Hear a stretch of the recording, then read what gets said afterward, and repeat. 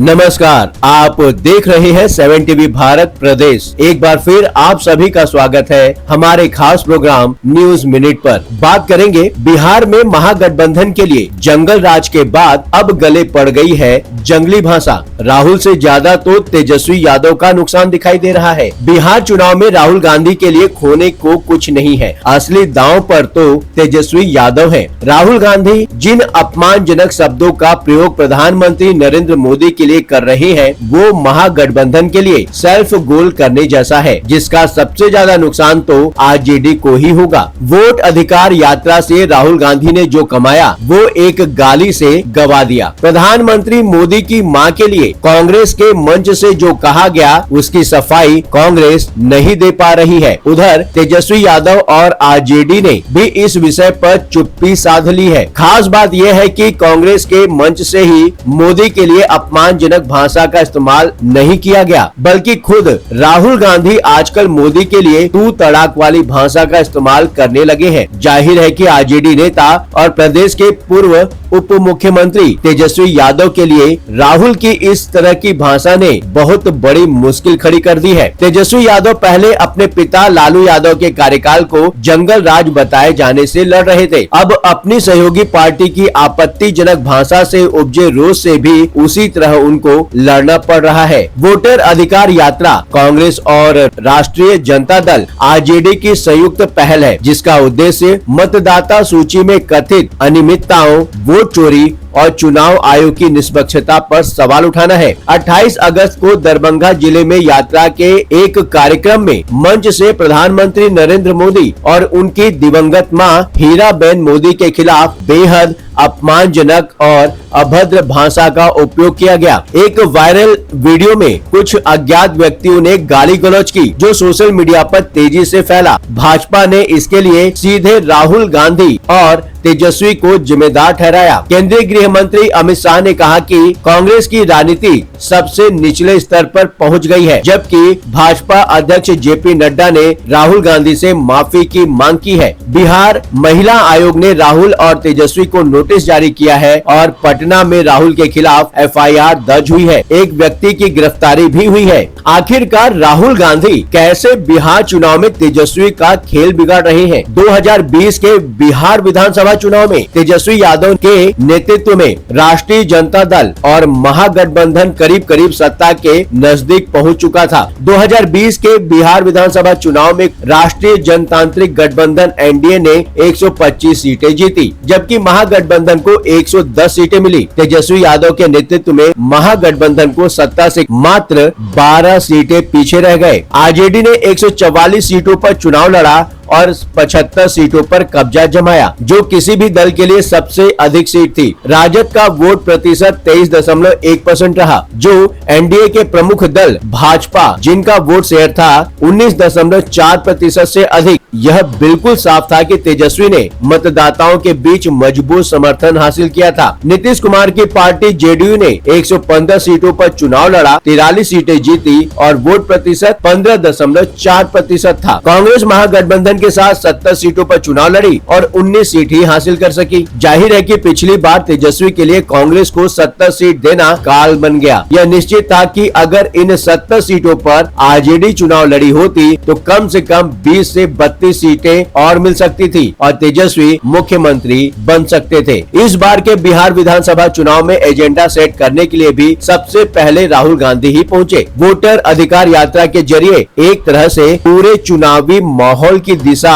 वे ही तय कर रहे हैं। मतदाता सूची की गड़बड़ी की बात उठाने तक तो सब ठीक था, लेकिन उन्होंने यात्रा के दौरान अपनी बात पहचानने के लिए जो रणनीति अपनाई वो उल्टी पड़ती दिखाई दे रही है। आलोचना तो इस बात की हुई कि आखिर बिहार की चुनावी सभा में तमिलनाडु के मुख्यमंत्री स्टालिन को लाने की क्या जरूरत थी, जो अपने सनातन विरोधी और हिंदी विरोधी रुख की वजह से उत्तर भारत में वैसे ही नापसंद किए जाते हैं। उनकी पार्टी डीएमके भी बिहार से तमिलनाडु जाने वाले प्रवासी लोगों के बारे में आपत्तिजनक बयान देती रही है। हाँ, स्टालिन को अपने साथ रखना राहुल गांधी के राष्ट्रीय एजेंडे को तो सूट करता है, लेकिन इसका बिहार चुनाव से कोई लेना देना नहीं है। ऐसे में माना जा सकता है कि स्टालिन को बिहार बुलाने में तेजस्वी यादव या आरजेडी से सलाह नहीं ली गई होगी। सिर्फ इंडिया गठबंधन का साथी होने के नाते ही तेजस्वी को स्टालिन की अगुवाई करनी पड़ी हो। लेकिन स्टालिन के बिहार आने से ज्यादा परेशानी तेजस्वी को राहुल गांधी और कांग्रेस नेताओं की आपत्तिजनक भाषा से होने वाली है। दरअसल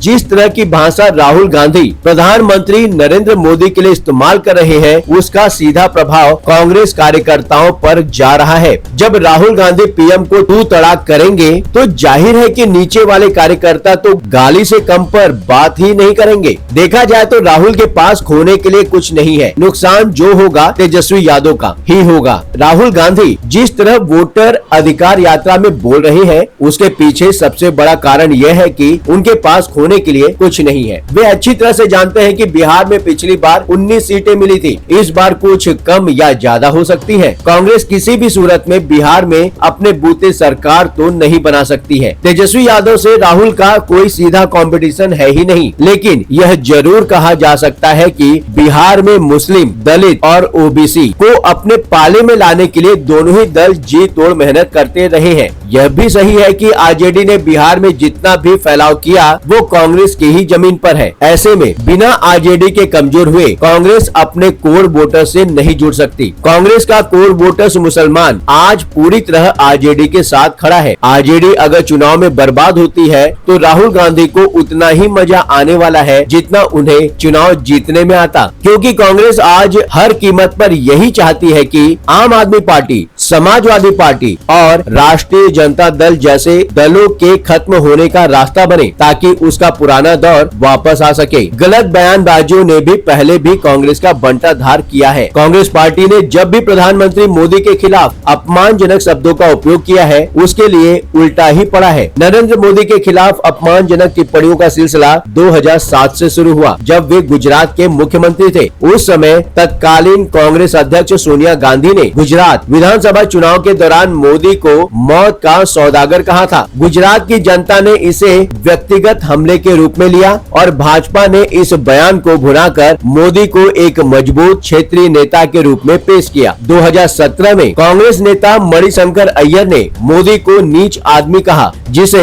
सामाजिक और व्यक्तिगत अपमान के रूप में देखा गया। इस टिप्पणी ने गुजरात चुनाव में भाजपा को भावनात्मक मुद्दा दे दिया। मोदी ने इसे अपनी साधारण पृष्ठभूमि से जोड़कर जनता में सहानुभूति बटोरी और भाजपा ने फिर से गुजरात में जीत हासिल की। 2019 का चौकीदार चोर है अभियान राफेल डील में कथित भ्रष्टाचार के खिलाफ था। यह नारा सीधे मोदी को निशाना बनाता था, जो खुद को देश का चौकीदार कहते थे। 2019 में कांग्रेस को केवल 52 सीटें मिली, जबकि भाजपा ने 303 सीटों के साथ प्रचंड बहुमत हासिल किया। भारतीय मतदाता विशेष रूप से ग्रामीण और छोटे शहरों में व्यक्तिगत हमलों को पसंद नहीं करते। मोदी की साधारण पृष्ठभूमि और उनकी मां के प्रति सम्मान को अपमानित करने वाली टिप्पणियां जनता में सहानुभूति पैदा करती है। दूसरी बात यह है कि भाजपा इन टिप्पणियों को भुनाने में भी माहिर है। वे इसे कांग्रेस के अहंकार और वंशवादी मानसिकता के रूप में पेश करते हैं, जो उनकी हिंदुत्व और विकास की कहानी को मजबूत करता है। एक बात समझ में नहीं आ रही है, गाली कांड के बाद आरजेडी की चुप्पी यूं ही नहीं है, कुछ तो इसके पीछे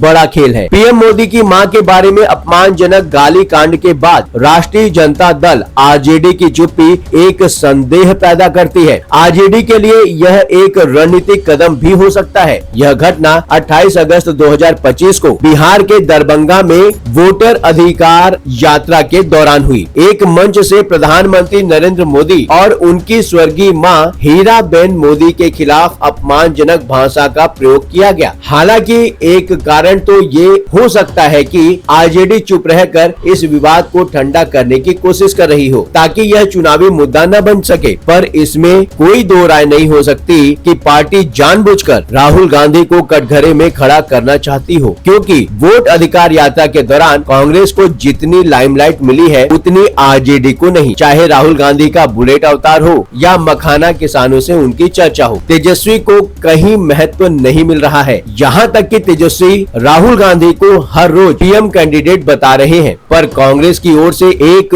बार भी तेजस्वी के लिए सीएम कैंडिडेट की बात नहीं की जा रही है। आरजेडी इस विवाद को कांग्रेस की गलती के रूप में देख सकता है, क्योंकि मंच पर टिप्पणी स्थानीय कांग्रेस कार्यकर्ताओं से जुड़ी थी। तेजस्वी मंच पर मौजूद नहीं थे, इसलिए चुप्पी के जरिए वे जिम्मेदारी से बचना चाहते हो। आपका इस विषय पर क्या कहना है? कमेंट बॉक्स खुला है, आप अपनी राय हमें कमेंट के माध्यम से भेज सकते हैं। यदि आप भी कोई बात इस चैनल के माध्यम से औरों तक पहुंचाना चाहते हैं तो बेझिझक आप स्क्रीन पर दिए गए व्हाट्सएप नंबर 9998323655 पर आप हमसे व्हाट्सएप मैसेज द्वारा सीधे संपर्क कर सकते हैं। मैसेज मिलने पर 7 टीवी भारत की टीम आपसे जरूर बात करेगी। लगातार खबरों के लिए बने रहिए 7 टीवी भारत प्रदेश के साथ।